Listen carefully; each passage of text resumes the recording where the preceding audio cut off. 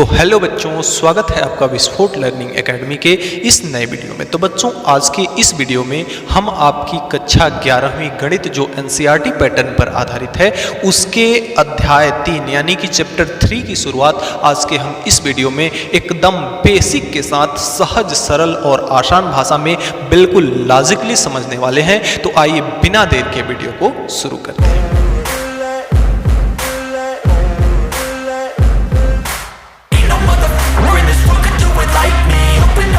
प्यारे बच्चों, कक्षा 11वीं जो आपका चैप्टर 3 है वह है त्रिकोणमितीय फलन। तो त्रिकोणमिति से आप कक्षा 10वीं से ही परिचित हैं, ढेर सारे सवाल भी किए हैं और इसके बारे में भी आप लोग ढेर सारा पढ़े होंगे, ऐसा मैं उम्मीद करता हूं। हालांकि आप अगर कम भी पढ़े होंगे कक्षा 10वीं में तो भी मैं इस प्रकार से यहाँ बताऊंगा कि चीज़ें आपको 100% समझ में आ जाएंगी।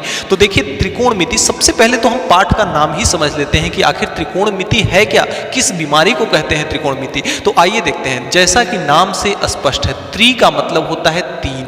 त्रि का मतलब क्या होता है?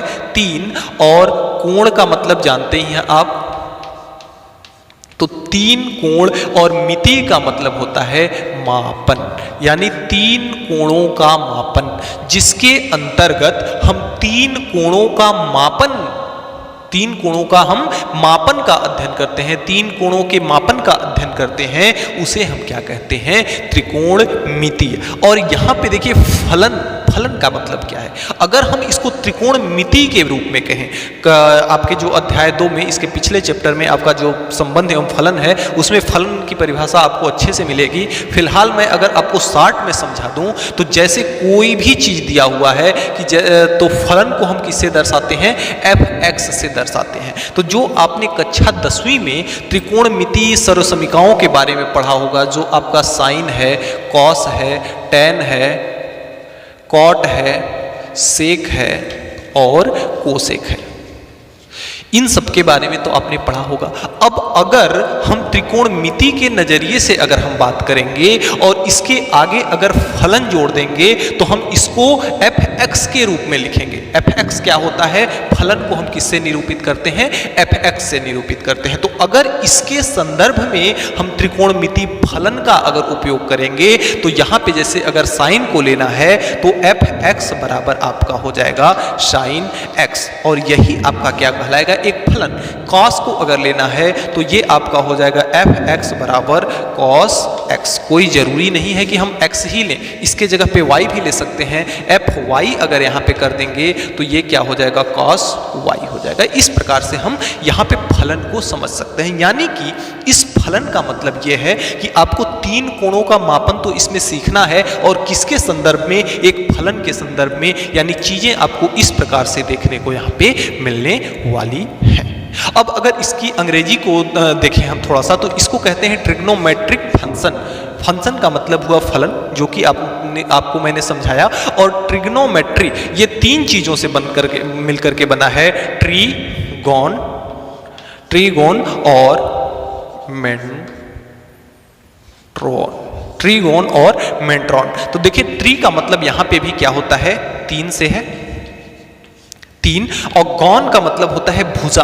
गौन का मतलब क्या होता है? भुजा होता है। और मेंटोन का मतलब होता है मापन। तो इसका अंग्रेजी अगर अर्थ हम समझें तो थोड़ा सा यहाँ पे आशय बदल जाता है, बाकी मतलब वही है। आशय क्या बदल जाता है कि यहाँ पे 3 कोणों का मापन था और ये क्या बता रहा है? 3 भुजाओं का मापन। तो सपोज कीजिए कि अगर हम 3 भुजाओं को एक साथ में संलग्न कर दें तो यहाँ हम क्या पाएंगे?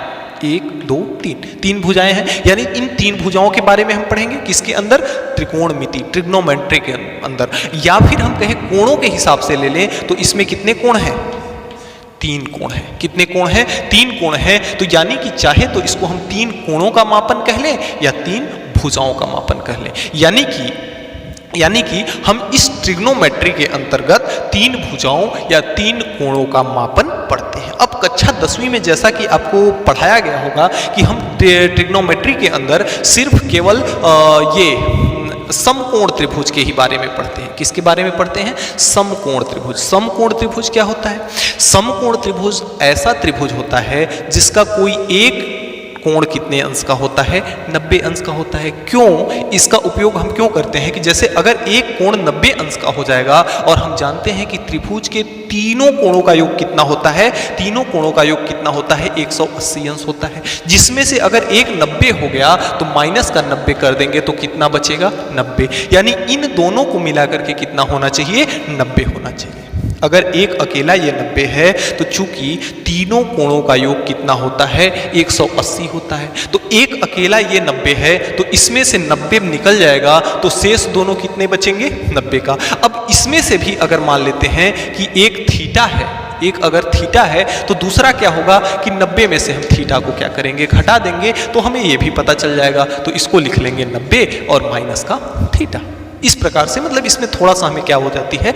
आसानी मिल जाती है। अब क्या आप कहेंगे कि क्या समकोण त्रिभुज में ही केवल हम ट्रिग्नोमेट्री लगा सकते हैं? तो नहीं, ऐसा नहीं है। केवल समकोण त्रिभुज में ही नहीं लगा सकते, किसी त्रिभुज में लगा सकते हैं। आइए बताते हैं कैसे। देखिए, अगर आपको समकोण त्रिभुज के अलावा किसी भी प्रकार के त्रिभुज में लगाना है, जैसे इसमें लगाना है आपको, इसमें आपको ट्रिग्नोमेट्री फंक्शन लगाना है, तो आप क्या करेंगे? इसके किसी भी एक बिंदु से इस पर अगर लंब डाल देंगे तो ये कितने डिग्री का हो जाएगा? 90 डिग्री का। ये कितने डिग्री का हो जाएगा? 90 डिग्री का। एक समकोण त्रिभुज इधर बन गया, एक समकोण त्रिभुज इधर बन गया, हो गया हमारा काम। चलो भाई, हम समकोण त्रिभुज में ही लगाएंगे। अगर त्रिभुज आपका कहीं इस प्रकार से दे दिया,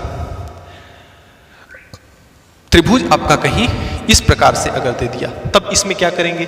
कैसे बनाएंगे इसको समकोण त्रिभुज? तो इसमें क्या करेंगे भैया? इस लाइन को हम थोड़ा सा और बढ़ा देंगे और इस बिंदु से एक लंब डाल देंगे। अब लो, एक ये कितने का हो गया? 90 डिग्री का हो गया।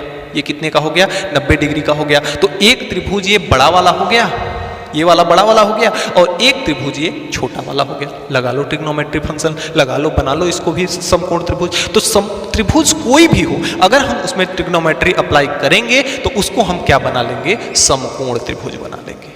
उम्मीद करता हूं इतनी तक बातें आई समझ में, जो कि आपके पाठ से रिलेटेड थी। त्रिकोणमितीय फलन, त्रिकोणमिति यानी तीन कोणों का मापन, ट्रिग्नोमेट्री यानी तीन भुजाओं का मापन। कुल मिलाकर के या तो आपको तीन भुजाओं का मापन कर ले, चाहे तीन कोणों का मापन कर ले, बात बराबर है।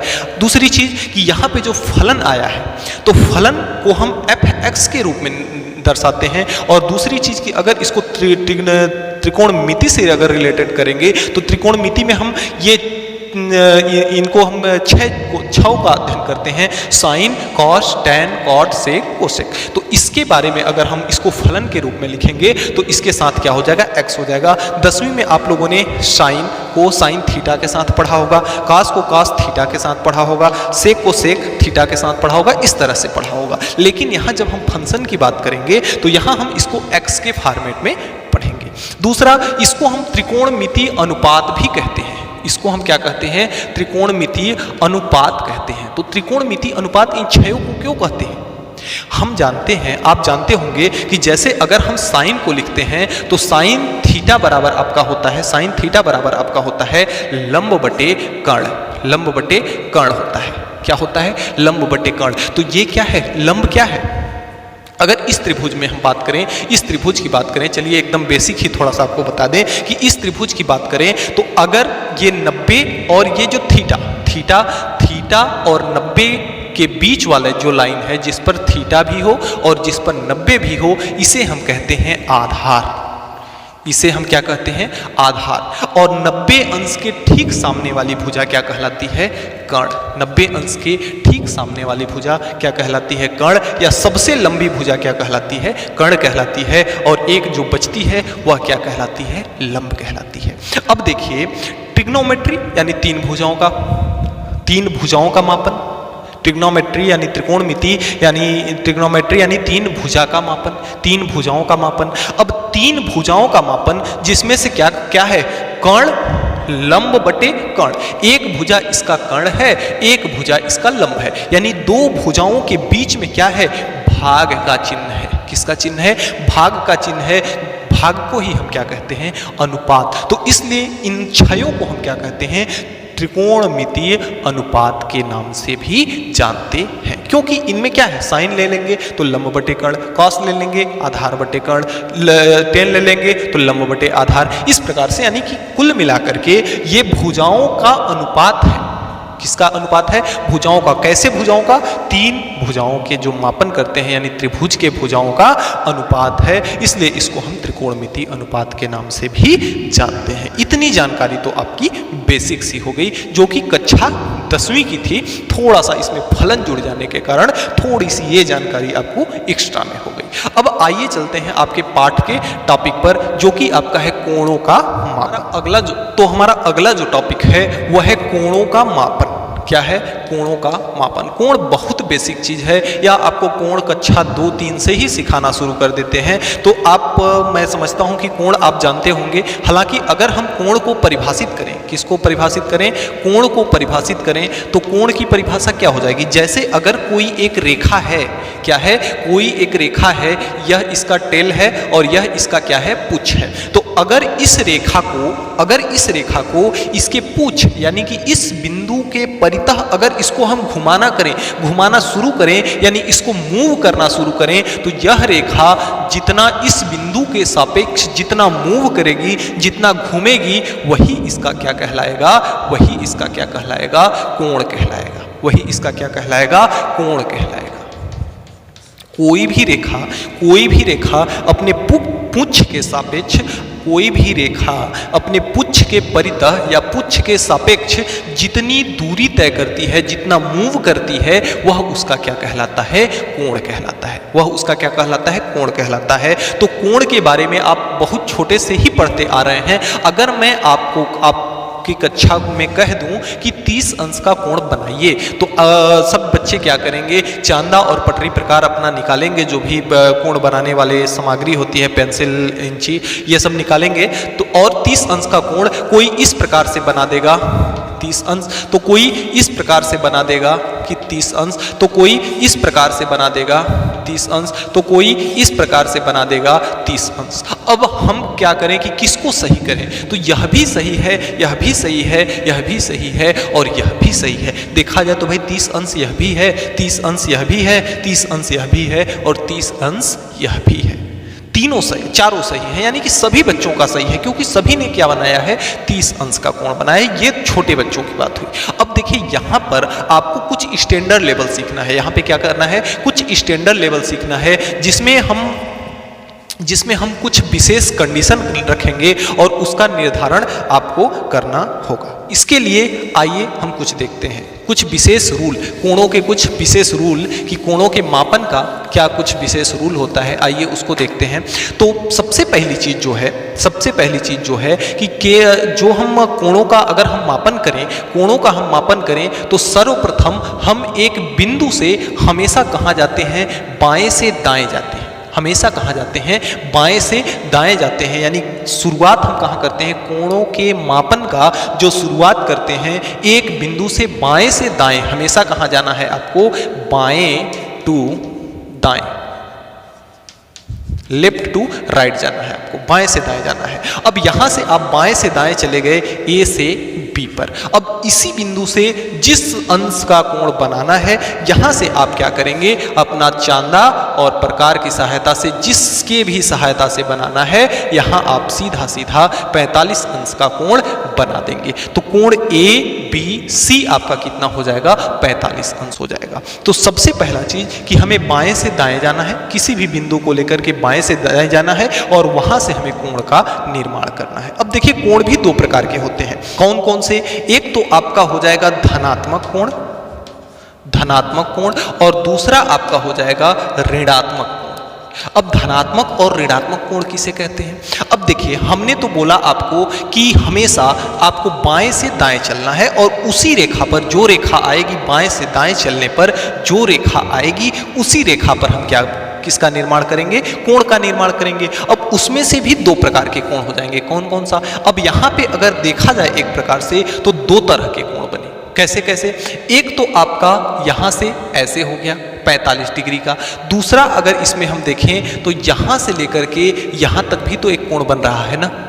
केवल कोण आपका यही थोड़ी ना है भाई, ये रेखा है, हमको बाएं से दाएं वाली ही रेखा से चलना है। तो अगर इधर से इधर के लिए भी हम मापें, इसका अगर मापन करें, तो यह भी तो कोण बना। कितने अंश का है? पूरा देखिए एक गोला कितने का होता है? 360 डिग्री का। कितने का होता है 360 डिग्री का, जिसमें से 45 तो है ऑलरेडी, तो 360 में से 45 आपका निकल जाता है, तो कितना बचता है आपका 315 अंश का यह कोण बन रहा है। कितने अंश का बन रहा है? 315 अंश का बन रहा है। कितने अंश का बना? 315 अंश का बना। तो यहाँ पे देखिए दो प्रकार का कोण बना, एक तो आपका 45 अंश और दूसरा आपका 315।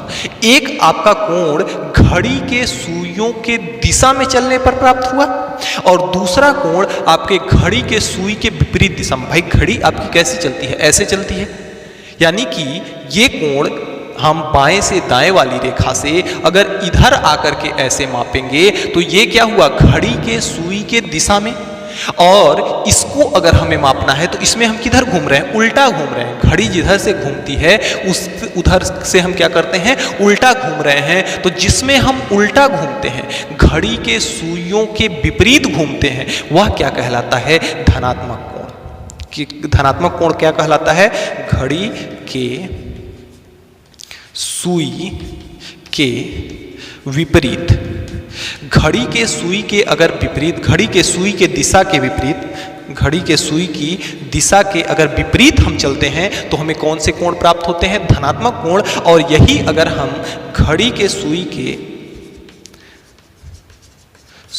की दिशा में अगर चलते हैं, घड़ी की सुई की दिशा में अगर हम चलते हैं तो हमें कैसा कोण प्राप्त होता है? ऋणात्मक। तो यहाँ पे हमें दो कोण प्राप्त हुए हैं। आपका एक क्या है? 315 डिग्री, जो कि घड़ी के सुई की दिशा में प्राप्त हुआ है। तो घड़ी की सुई की दिशा में जो प्राप्त होता है वह कैसा होता है? ऋणात्मक होता है। यानी कि ये कोण जो है माइनस का 315 डिग्री है और ये कोण जो है घड़ी के सुई के विपरीत चला है, और जो कोण घड़ी के सुई के विपरीत दिशा में चलने पर प्राप्त होता है वह क्या कहलाता है? धनात्मक कोण कहलाता है। तो ये आपका हो गया प्लस का 45 और ये क्या हो गया आपका माइनस का 315 अंश। अब देखिए आपने ये छोटे छोटे कोण ही पढ़े होंगे। अब यहाँ पर आप जो पढ़ेंगे, यहाँ पे देखिए आप जैसे अगर यहाँ से चलते हैं 90, यहाँ चले 180, यहाँ चले 270, यहाँ चले 360, फिर से चले, फिर से इतना चल लिए, फिर से, यानी कि यहाँ से यहाँ तक चले 360 था, 360 से फिर 90 बढ़ गए तो 360 प्लस 90, फिर यहाँ से 90 बढ़ गए तो फिर उसमें 90, यानी कि यहाँ तक जुड़ने में 360 और 360 दो राउंड घूम गए। तो यहाँ से यहाँ चलकर यहाँ पहुँचने में कितने अंश का कोण बना? 360 प्लस 360 यानी 720 अंश का, 720 डिग्री का कोण आप बना सकते हैं।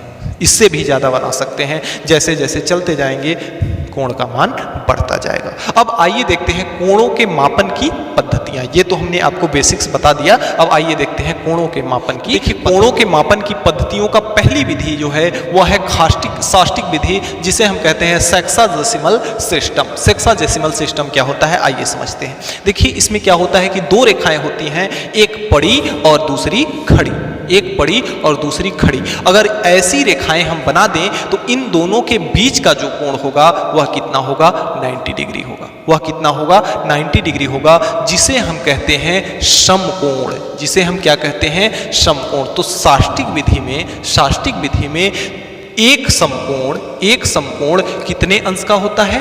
90 अंश का होता है। एक समकोण कितने अंश का होता है? 90 अंश का होता है। अब यानी कि 90 अंश का मतलब ये हुआ, 90 अंश का मतलब ये हुआ कि इसको हम क्या कर सकते हैं? 90 छोटे भागों में इसको क्या कर सकते हैं? बांट सकते हैं। 90 छोटे भागों में बांट सकते हैं। तो ये जो सबसे छोटा भाग होगा, अगर इस 90 अंश को अगर हम 90 भागों में बांट दें, कितने भागों में बांट दें? 90 भागों में। तो ये पूरा कितना था?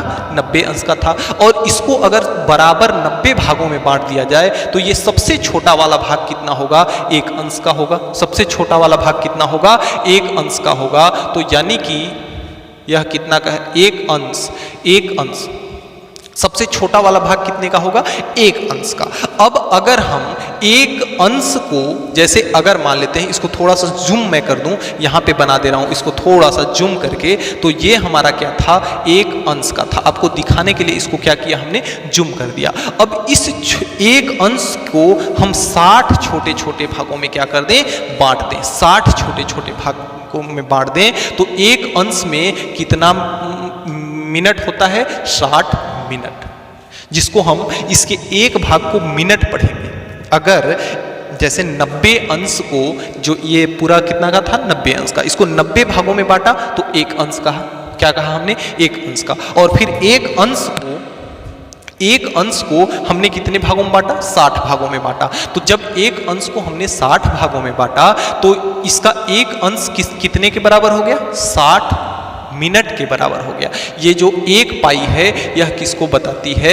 मिनट को बताती है। इसे हम क्या पढ़ते हैं? मिनट पढ़ते हैं। जैसे हम समझते हैं ना कि एक घंटे में 60 मिनट, तो यहाँ घंटा के बजाय आप क्या पढ़िए? इसको समकोण, डिग्री पढ़िए। एक डिग्री में कितने मिनट? 60 मिनट। एक समकोण कितने अंश का होता है? 90 अंश। ये तो सबको पता है कि 90 अंश को हम क्या कहते हैं? समकोण। तो एक समकोण में 90 अंश और एक अंश में कितने मिनट? 60 मिनट। एक अंश में कितने मिनट? 60 मिनट। अब इसका जो छोटा वाला भाग है, एक मिनट वाला, इसको अगर जूम कर दूं और इसमें फिर से 60 टुकड़े कर दें तो एक मिनट कितने के बराबर होता है? 60 सेकेंड के बराबर होता है। इसे हम क्या पढ़ते हैं? सेकेंड पढ़ते हैं। तो शास्त्रीय विधि में हम कोणों को इतने छोटे छोटे भागों में बांट सकते हैं, यानी कि समकोण से अंश में, अंश से मिनट में, मिनट से सेकेंड में, इतने भागों में बांट सकते हैं। यानी कि एक अंश का जो मिनट है वह 60वां भाग है और एक मिनट का जो सेकेंड है वह कौन सा भाग है? 60वां भाग है। तो शास्त्रीय विधि में हम इसको इतने भागों में बांट सकते हैं। हम इसको क्या कर सकते हैं? इतने भागों में बांट सकते हैं।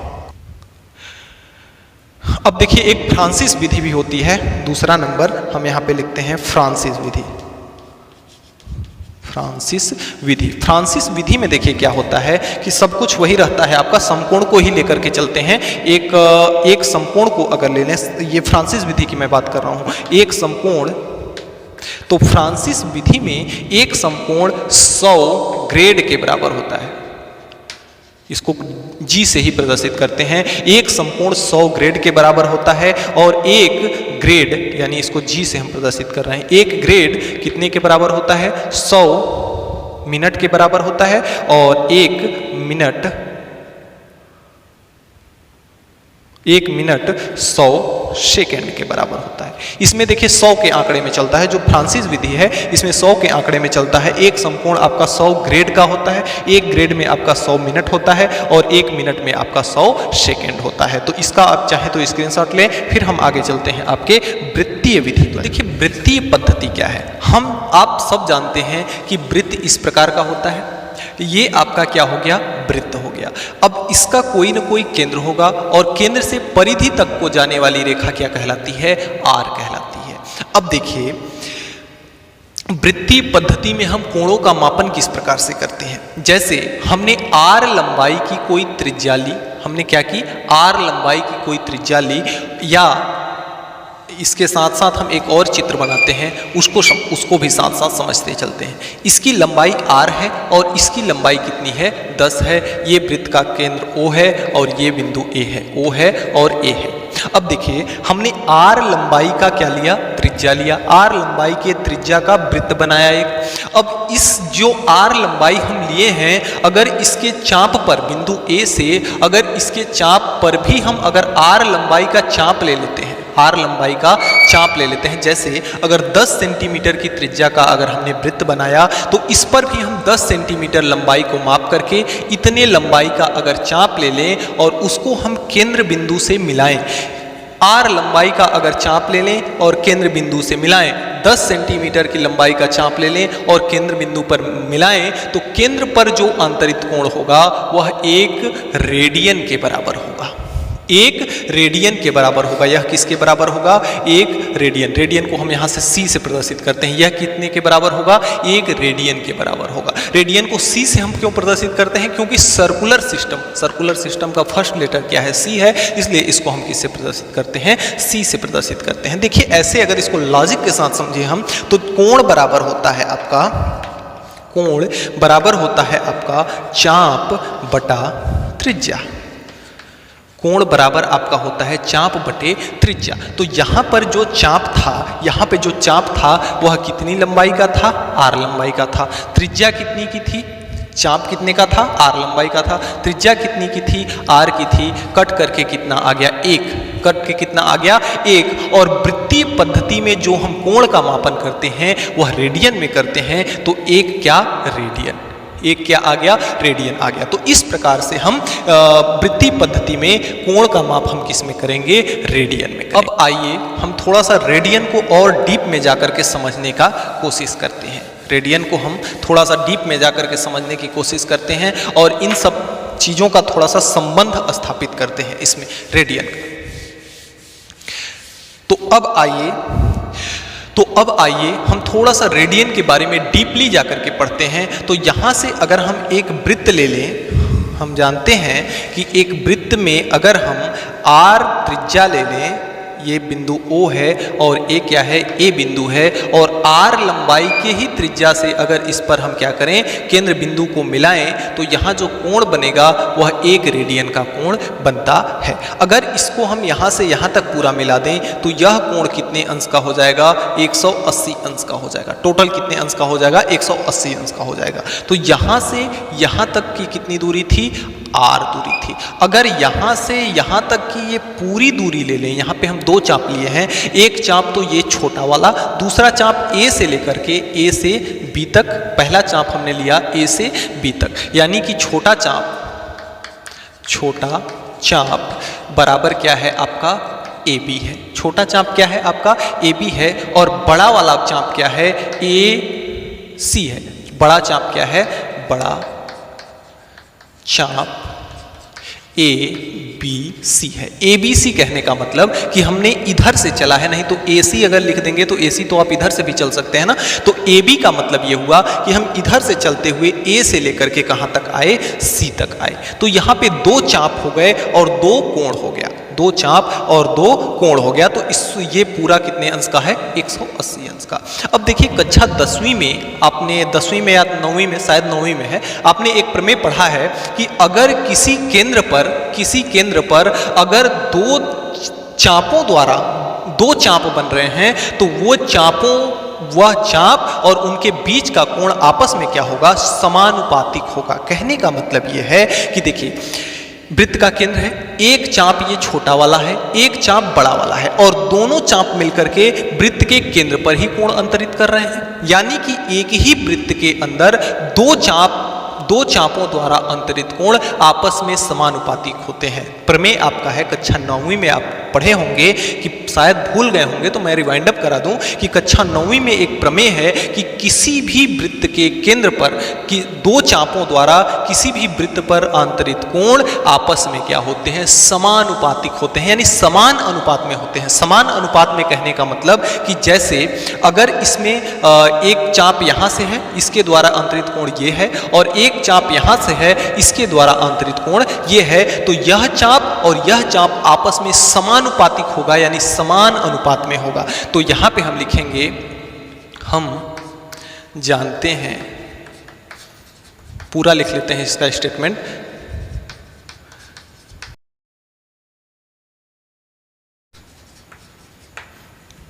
हमने लिखा कि हम जानते हैं कि वृत्त के चापों द्वारा केंद्र पर आंतरित कोण आपस में समानुपातिक होते हैं। अब समानुपातिक का मतलब समझिए। समानुपातिक का मतलब यह हुआ कि जैसे ये बड़ा वाला चाप बटे ये क्या होता है, बड़ा चाप बटे छोटा चाप समानुपातिक होंगे किसके, कोणों के। तो बड़ा वाला पहले लिए हैं तो बड़े वाले का कोण लेंगे, बड़ा कोण बटे छोटा कोण, बड़ा कोण बटे छोटा कोण। अब देखिए बड़ा चाप क्या है, मान लेते हैं बड़ा चाप जो ABC है यह किसके बराबर है, L के बराबर है, और ये छोटा वाला जो चाप है यह किसके बराबर है, R के बराबर है। ये तो आप जान ही रहे हैं कि R है। तो बड़ा चाप कितना है, L है, तो बड़े चाप की जगह पे L लिख दिए। छोटा चाप कितना है, R है, तो छोटे वाले चाप को हमने कितना रख दिया, R रख दिया। अब बड़ा वाले कोण का मान कितना है, 1 रेडियन है। बड़े वाले कोण का मान कितना है, 1 रेडियन है, और सॉरी बड़े वाले कोण का मान कितना है, 180 अंश है। तो ये आपका हो जाएगा 180 अंश, और छोटा वाला कोण कितने का है, 1 रेडियन का है। छोटा वाला कोण क्या है, 1 रेडियन का है, तो यहाँ से 1 में l का गुणा होगा तो l हो जाएगा, का गुणा 1 में 180 में होगा तो 180 इंटू r। अब इस 180 के जगह पे कोई जरूरी नहीं है कि आपका 180 होगा, ये तो मैं समझाने के लिए आपको बता दिया। इस 180 के जगह पे हम क्या मान सकते हैं, थीटा मान सकते हैं, यानी कि हमारा कोण कुछ भी आ सकता है। तो l बराबर क्या हो जाएगा आपका r इंटू थीटा। यह क्या होता है, कोण और चाप के मध्य संबंध, यानी कोणों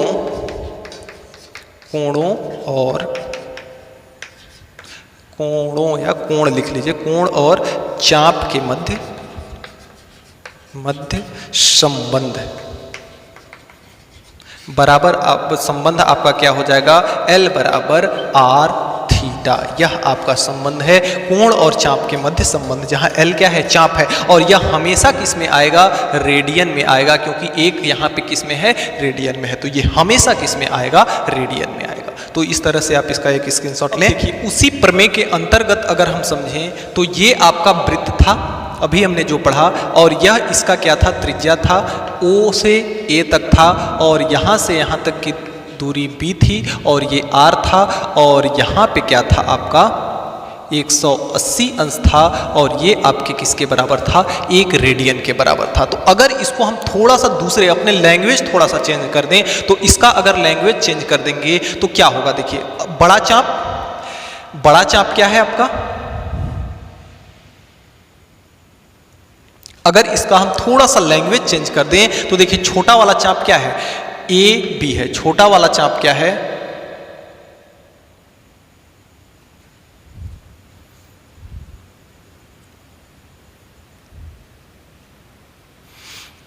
तो देखिए इसका अगर लैंग्वेज चेंज करके थोड़ा सा हम लिखें तो ये देखिए आपका यहां से यहां तक किसके बराबर है,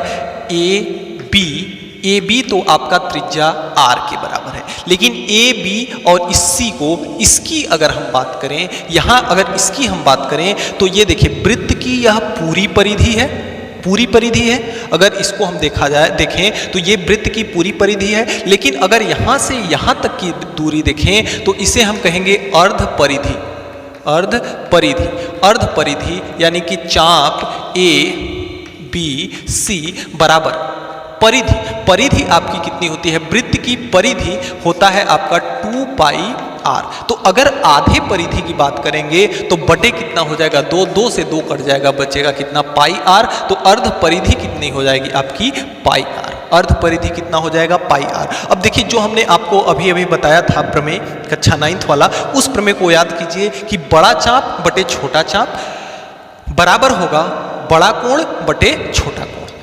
तो वही करते हैं, बड़ा चाप क्या है, बड़ा चाप आपका है ABC, बड़ा चाप आपका है ABC बटे छोटा चाप क्या है आपका AB है, बराबर बड़ा कोण क्या है आपका, बड़ा कोण कितना के कौन सा है, कोण AOC बटे कोण AOC यानी कि ये वाला कोण, और छोटा कोण क्या है, कोण AOB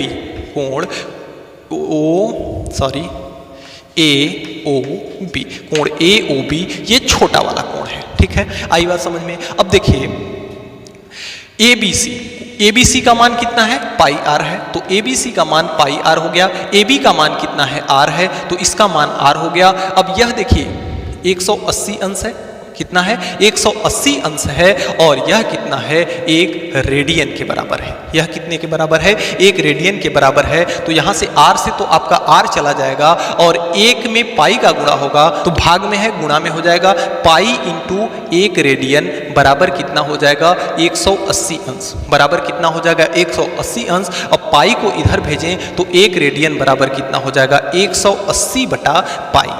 1 रेडियन बराबर कितना हो जाएगा, 180 बटा पाई, कितना हो जाएगा आपका 180 बटे पाई।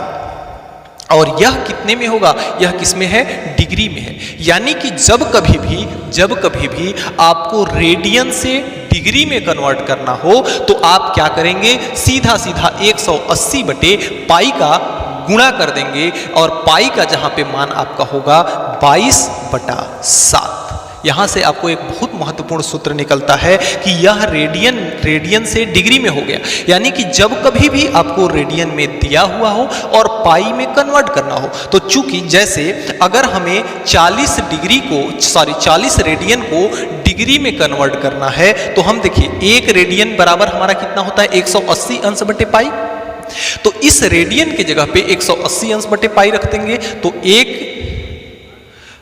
यहाँ 40 है तो 40 को 40 यथावत लिख देंगे, 40 को 40 यथावत लिख देंगे, और रेडियन, सी का मतलब क्या है रेडियन, और 1 रेडियन किसके बराबर होता है 180 बटे पाई का। तो इस रेडियन की जगह पे हम लिख देंगे 180 बटे पाई। यह किस में हो जाएगा डिग्री में, जहाँ पे हम पाई का मान रख लेंगे 22 बटे 7 और इसको हल कर देंगे। जो भी उत्तर आएगा हमारा किस में होगा डिग्री में, वह भी उत्तर किस में होगा हमारा डिग्री में होगा। अब इसका उल्टा, अगर आपको डिग्री में दिया हो पाई में पता करना हो, तो अगर डिग्री में दिया हो पाई में पता करना हो, तो हम क्या करेंगे, इसको सीधे सीधे क्या करेंगे पलट देंगे। इसको क्या करेंगे पलट देंगे। यानी कि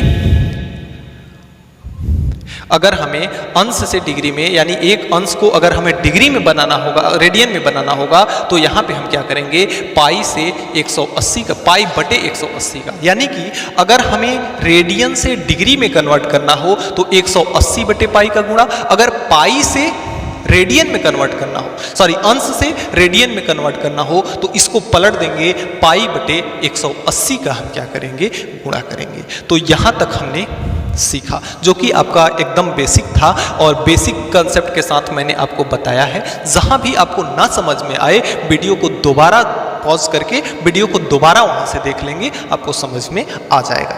आइए एक आध एग्जाम्पल इसका करते हैं ताकि आपको चीज़ें बेहतर समझ में आ सके। अब देखिए, हमने अभी तक क्या सीखा कि अगर आपको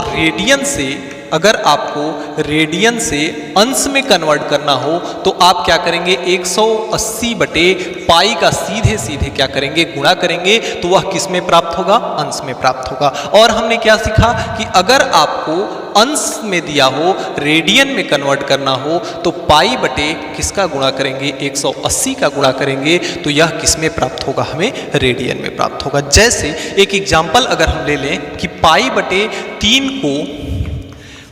3 को अगर हमें अंश में बदलना है, पाई बटे 3 को हमें क्या करना है अंश में बदलना है, तो हमें क्या करना है कि रेडियन में दिया है, रेडियन में इतना रेडियन को हमें अंश में बदलना है, यानी रेडियन में बदलना है, रेडियन में दिया है अंश में बदलना है, तो हमें क्या करना पड़ेगा 180 बटे पाई का गुणा करना पड़ेगा। तो यहाँ पे हम इसको जब हल करेंगे तो पाई बटे 3 रेडियन में हम 180 बटे किसका गुणा करेंगे पाई का गुणा करेंगे, और यह जो मान आएगा किस में आएगा अंश में आएगा। तो पाई से तो आपका पाई कैंसिल हो जाएगा, 3 1 कम 3, 3 6 18, कितना आ गया हमारा 60 अंश, कितना आ गया 60 अंश आ गया। अगर हम दूसरा एग्जाम्पल ले लें, जैसे अगर हमें दिया हो पाई बटे 15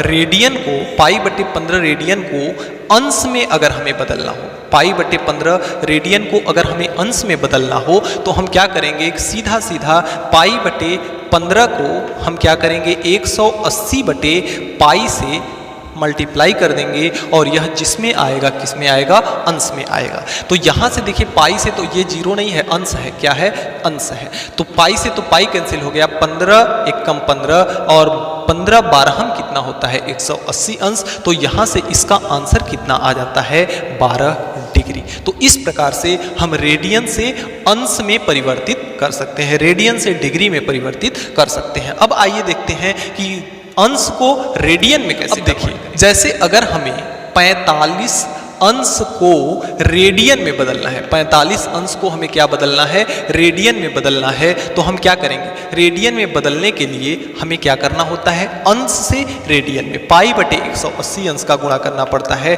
तो पाई बटा कितना हो जाएगा 180 अंश, और यह जिसमें आएगा क्या होगा रेडियन कहलाएगा। तो यहाँ से देखिए आपका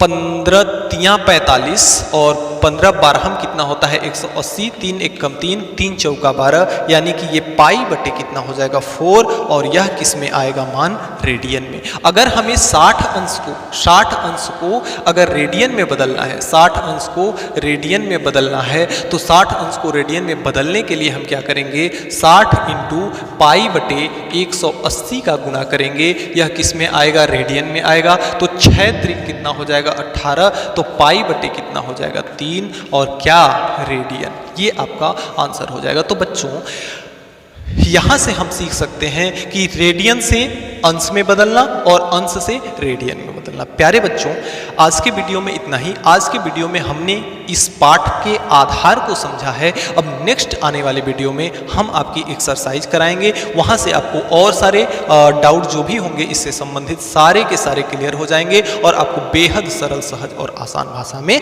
समझाया जाएगा। तो प्यारे बच्चों, आज के वीडियो में इतना ही। हमें उम्मीद है कि हमने आज जो भी पढ़ा आपको अच्छे से समझ में आया होगा। फिर भी किसी भी प्रकार का कोई डाउट है तो आप नीचे कमेंट बॉक्स में कमेंट करके हमें जरूर बताएंगे, आपकी प्रॉब्लम को सॉल्व किया जाएगा। तो मिलते हैं नेक्स्ट वीडियो में नेक्स्ट टॉपिक के साथ नेक्स्ट डे। तब तक के लिए गुड बाय।